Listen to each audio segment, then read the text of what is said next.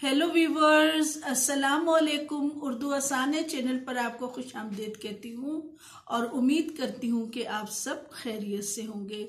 अल्हम्दुलिल्लाह, अलिफ से लेकर ज़ोए तक हमने बहुत अच्छा सा लिखना सीख लिया है। तो अब हम आते हैं ज़ोए से अगले हरूफ की तरफ कि उनको हम कैसे लिखना सीखते हैं। तो आते हैं अपने सबक की तरफ। जी साथियों, आज जो हमारा सबक है वो सबक नंबर 16 है और उसमें जो हमारे पास हरूफ हैं वो है ऐन, गैन, फे, काफ।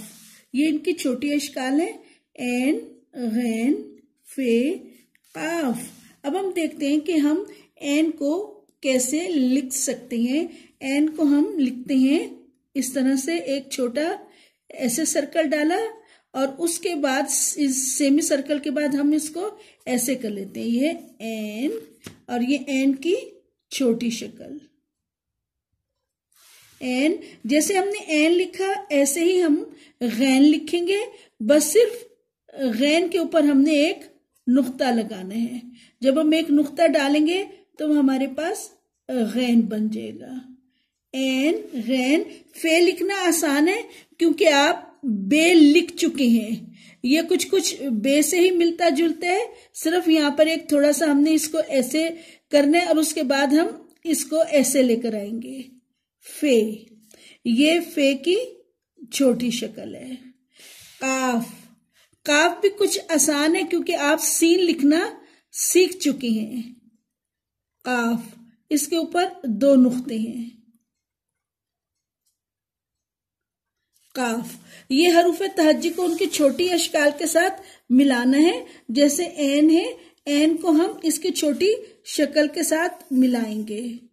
गैन को इसकी छोटी शक्ल के साथ मिलाएंगे। फे को इसकी छोटी शक्ल के साथ मिलाएंगे और काफ को इसकी छोटी शक्ल के साथ मिलाएंगे।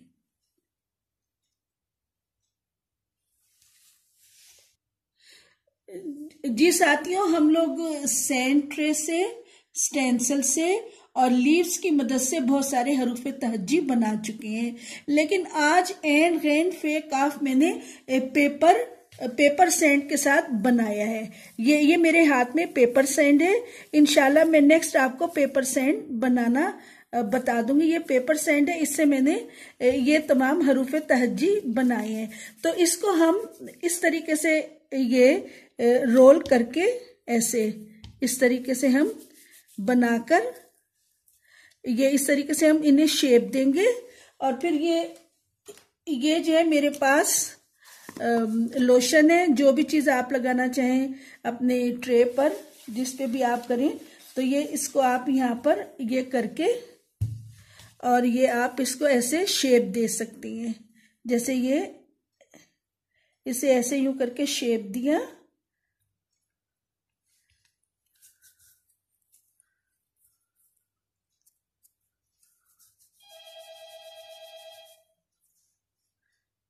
और ये ऐसे।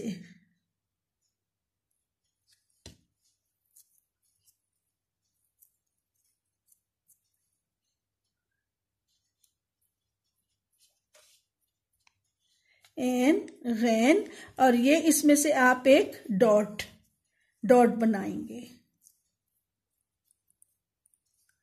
और फिर बाकी तमाम हरूफ ऐन, गैन, फे और काफ। और जब आप इसको 2 या 3 दिन के लिए ड्राई होने के लिए रख दें, अगर आप धूप में रखेंगे तो ये हरूफ जल्दी ड्राई हो जाएंगे और अगर सनलाइट में नहीं रखेंगे तो ये 3 से 4 दिन ले लेंगे। जब आपने इनको लोशन लगाया हुआ होगा ट्रे पर, ग्रीस किया हुआ होगा ट्रे को, तो आप इजीली इनको अपनी ट्रे से उतार सकते हैं।